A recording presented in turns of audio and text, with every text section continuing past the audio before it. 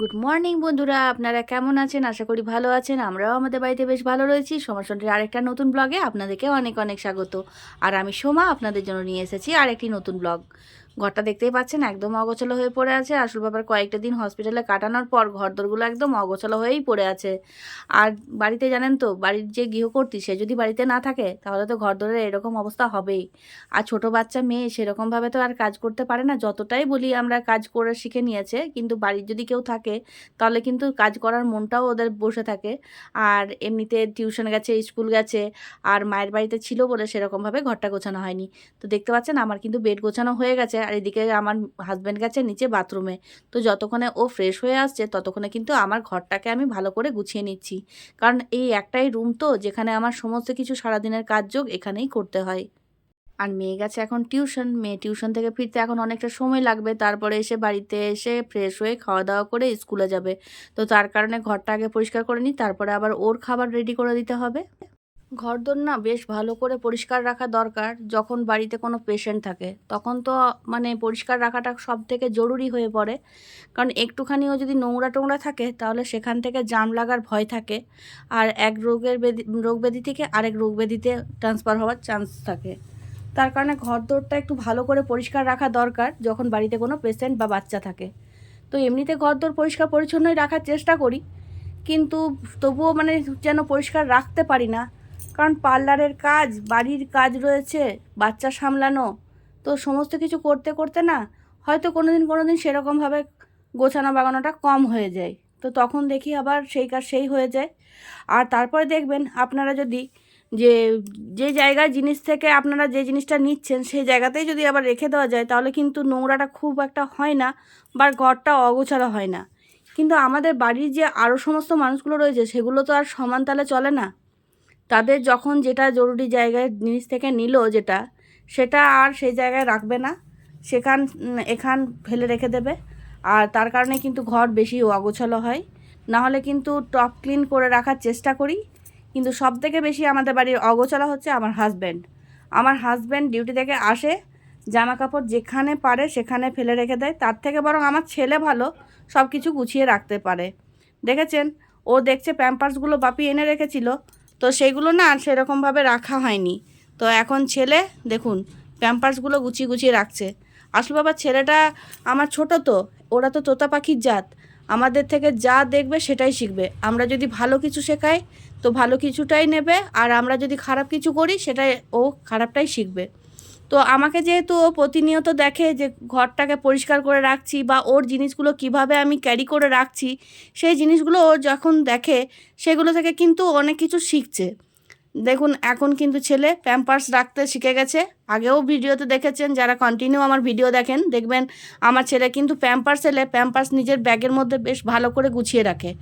আবার জানেন তো, আমি যখন সবজি টবজি কাটি তখন যে খসাগুলো হয় সেই খসাগুলো নিয়ে গিয়ে ডাস্টবিনে ফেলে আসে। এগুলো কিন্তু ওর মধ্যে যে একটা নতুন কোনো জিনিস দেখছি সেগুলো দেখেও বেশ ভালো লাগছে। আর আমার ছেলে যে আমার থেকে এই কাজগুলো শিখছে সেটাও আমি বেশ খুশি হচ্ছি। তো দেখেছেন আমার ছেলে কিন্তু বেশ ভালো করে গুছিয়ে রেখে দিচ্ছে। আর এদিকে মেয়ে চলে এসেছে টিউশন থেকে। আর এই হচ্ছে আরেক অগোছালো মেয়ে। এমনিতে পরিষ্কার করতে বসলে সমস্তটা বেশ ভালো করে পরিষ্কার করবে, কিন্তু যখন ওর মন বিগড়ে গেছে যে আমি করব না, তাহলে সে কাজ থেকে আপনি কোনো মতেই কোনো কাজ করাতে পারবেন না।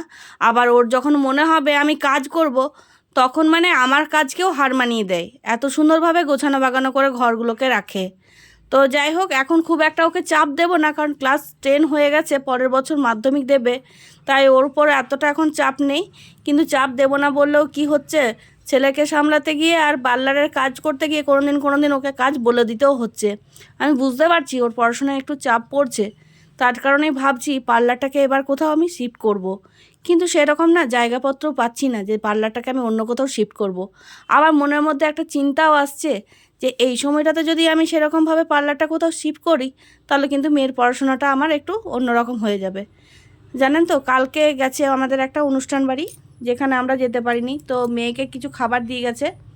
তো মেয়ে বলেছিল রাত্রে তো খাওয়া হয়ে গেছিলো, মেয়ের টিউশন ছিল যেতে পারেনি। তো এখন সকালে বসে সেই খাবারগুলোও খাচ্ছে। তো জলখাবারটা খেয়ে নিক। দে উদি বাবারি, দে একটা দে। নাও দিদিভাইকে খাওয়াও আর দিদিভাইকে দাও। চল দিচ্ছি নিচে খা। দেখ খাওয়াচ্ছে তোকে, তাও তুই বলছিস না। বের বের করে ভালোটা খাওয়া কি হয়? খাওয়া দাওয়া হবে না তোকে, খাইয়ে দাও, ভালো একটা দেখে খাইয়ে দাও তো। খাওয়া দাওয়া হবে না তোকে। না হুম খাইয়ে দাও, খাইয়ে দাও। ভেঙে দেবো দাঁতগুলো তোর আমি। দে ঠান্ডা।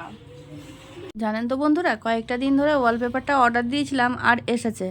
তো আমি ভেবেছিলাম হয়তো ওয়ালপেপারটাতে অনেকটা পরিমাণ আসবে, একটা দেওয়াল হয়তো হয়ে যাবে, কিন্তু পুরো দেওয়াল হয় না। তো সেটা আমার জানা ছিল না। তো যেটা এসেছে ভাবলাম সেটা একটু চিটিয়ে নিই। তো আমার হাজব্যান্ড বলল যে আরেকটা অর্ডার দিয়ে দেবে, তারপর ওয়ালে লাগাবে। তো আমার না এই জিনিসটা দেখে নিয়ে আর তর সইল না। তো আমি বললাম না, আমি এটা আজকেই লাগাবো। তো হাজব্যান্ড বলল ঠিক আছে, আমি ছেলেকে রাখছি। ছেলেকে রাখছি বলতে, ছেলেকে টিভি লাগিয়ে দিলে হাজব্যান্ড একটু দেখতে তো পারবে, ওকে কোলে না নিতে পারুক। তো যাই হোক, ছেলে এখন বসে বসে টিভি দেখছে। তো আমি সেই সময়ে ভাবলাম ওয়ালপেপারটা একটু লাগিয়ে নিই, কারণ আমার হাজব্যান্ড যদি চলে যায় তখন তো আর সেরকমভাবে আমি এই কাজগুলো করতে পারবো না। আর মেয়ে গেছে স্কুল, তো এখন ও বাড়িতে নেই। তো ভাবলাম এই সময়টাই আমার সব থেকে বেস্ট সময় হবে হয়তো। তো তার কারণে ভাবলাম একটু ওয়ালপেপারটাকে ভালো করে চাটিয়ে নিই। আর জানেন তো বন্ধুরা, এই ওয়ালপেপারটা শুধুমাত্র ওয়াল পুট্টি দেওয়ালেই নয়, এই দেওয়ালেও বেশ ভালো করেই চিটছে।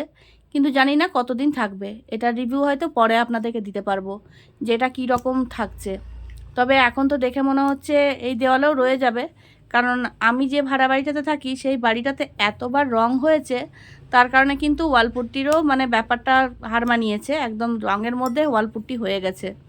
তো যাই হোক, এখন ওই দেওয়ালের মধ্যেই সাঁটাচ্ছি, জানি না কতদিন থাকবে। তবে একটু হলেও তো দেখতে ভালো লাগবে।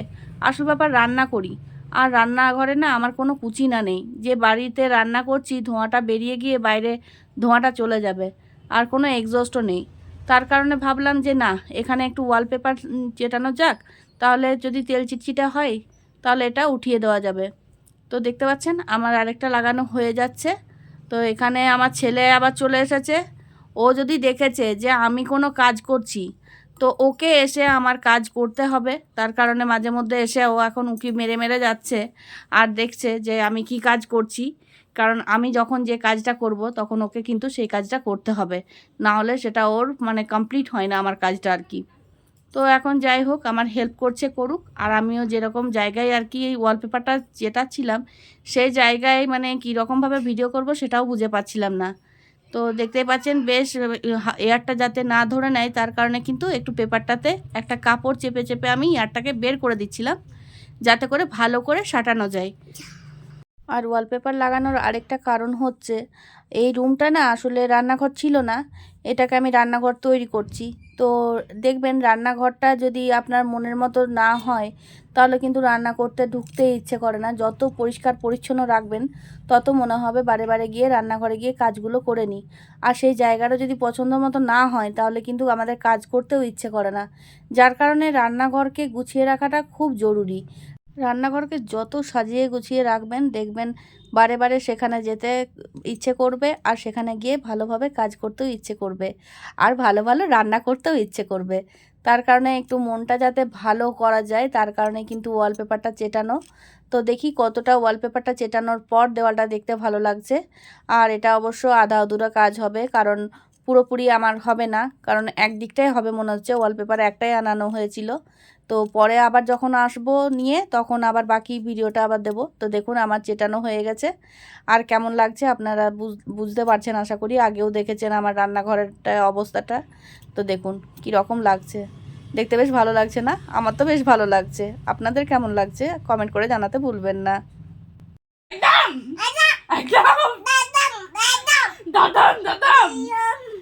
দেখেছেন আমার এই ছোটটা কতটা বিচ্ছু হয়েছে, কত গোলার জোর, দিদির সাথে ঝগড়া করছে এখন। তো বন্ধুরা, আজকে আমার হাজব্যান্ডের লাস্ট অ্যান্টিবায়োটিকটা নেবে। তো নিজেই নিয়ে নেবে, যেহেতু ওর জানা আছে এগুলো। তো বন্ধুরা, আজকের মতো ব্লগটি আমি এখানেই শেষ করছি। দেখা হবে আরেকটা নতুন ব্লগের সাথে। আমার ব্লগগুলি যদি ভালো লেগে থাকে প্লিজ একটা লাইক কমেন্ট শেয়ার করে জানাতে ভুলবেন না আপনাদের আমার ব্লগগুলি কেমন লাগছে। আর আমার ব্লগগুলি যদি ভালো লেগে থাকে প্লিজ একটা লাইক কমেন্ট শেয়ার করে দেবেন। আর আপনারা কী ধরনের ব্লগ দেখতে চাইছেন সেটাও কিন্তু কমেন্ট করে জানাতে ভুলবেন না। অনেকে কমেন্ট করেন যে হেয়ার কাটের ব্লগ, কিন্তু সবসময় তো আর হেয়ার কাটের ব্লগ দেওয়া যায় না। তো বন্ধুরা, আজকের মতো এখানেই শেষ করছি। দেখা হবে পরবর্তী আরেকটা নতুন ব্লগের সাথে। ততক্ষণের জন্য ভালো থাকবেন, সুস্থ থাকবেন, সাবধানে থাকবেন। দেখা হবে খুব শীঘ্রই। তো বন্ধুরা, টাটা, বাই বাই।